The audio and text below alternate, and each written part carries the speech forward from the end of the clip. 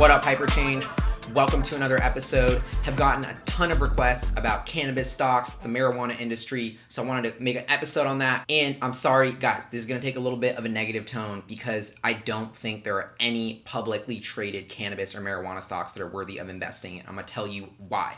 It has nothing to do with the quality of companies in the space. I think there's probably awesome startups, and even just taking a step back, the marijuana industry has been absurdly growing. Recreational marijuana use has been improved in a few states. It's getting approved in California in 2018. Like, this is a mega market that is already in the billions of dollars that is just going to get way bigger in the next decade. And I feel like that is why I've gotten so many requests. That's why everybody's thinking, like, how can I get on this trend? How can I invest? And that's why there was, a couple years ago when the first legalization happened, all these micro-cap penny stocks of pot companies were through the roof. And I totally get the trend. I think this is a wave that we're still in the infancy of seeing play out. It's going to be a 10, 20, 30, 50 billion dollar industry in the next few years, but you can't play it because on a federal level, marijuana is still a class 1 drug. It's still illegal. And that is why all of the best startups in the space are not going public because A, it's way too difficult to navigate with a real bank to actually get your company that's legit to IPO. So if you're actually handling the herb, I don't even think it's legal for you to be on a public market. The only companies that are trying to do this are mostly scams, trying to get your money. Every marijuana company I've analyzed is incredibly dilutive. They have a management team who has no background. They have no financials. They're valued at incredibly lofty valuations.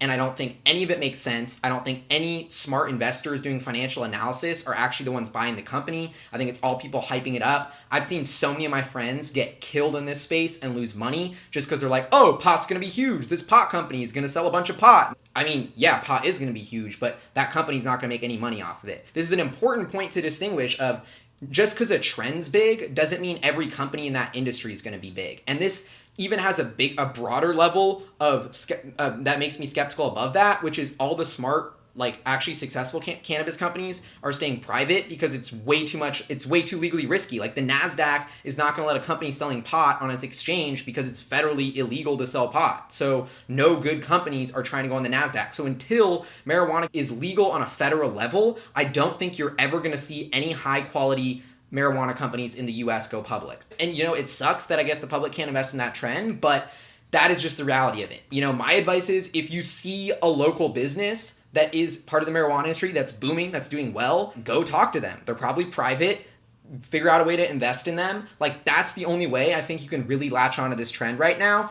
But I've also got a couple requests saying, oh, Canada's about to federally legalize marijuana in 2018. Okay, this could actually open it up for Canadian marijuana companies. That could be an incredible inflection point just globally for the whole industry, seeing a country like Canada legalize it. I don't know enough about the space to actually say whether there's good companies that are already public, but I will say that could be the first kind of landmark case where now we have legitimate companies going public because it's legal federally, and this is all in Canada. So I think that's fascinating to know, and I think that's probably the biggest legal change that is going to impact the marijuana investing community is that if it goes federally legal in Canada, the opportunities could start opening up and you could start seeing some really good legitimate business models that you're able to invest in. Additionally, I kind of wanted to throw in like a mini Moonshot Monday here. I think that, the amount of states that are legalizing marijuana it's getting to the point in the US where it's sort of inevitability that almost, I would argue, all the states, or at least way more than half of them, are going to have marijuana legally recreationally in the very near future.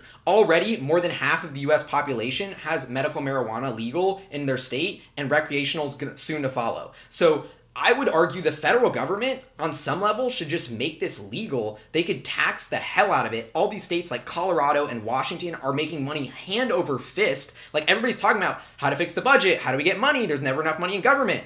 I mean, if they made pot federally legal, this would literally be a multi-billion-dollar cash infusion. We could plow it all into education, like invest in the future of our nation. I don't know. So I guess I'm getting a little political here, but I'm trying not to be political. I'm just saying fundamentally from an economic standpoint, regardless of your social views on it, it could be a multi-billion-dollar driver for tax revenue. Anyway, that's my episode.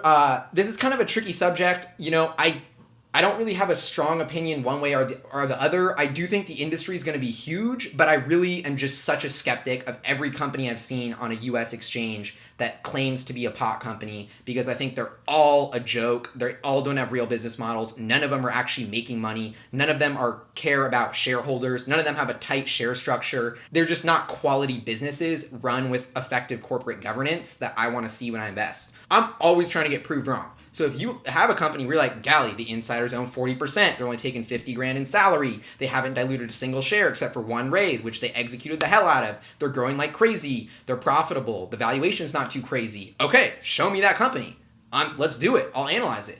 But I haven't seen anything close. So that's my opinion. Hopefully this answers your guys' questions. That's Hyperchange. I'll see you guys next time.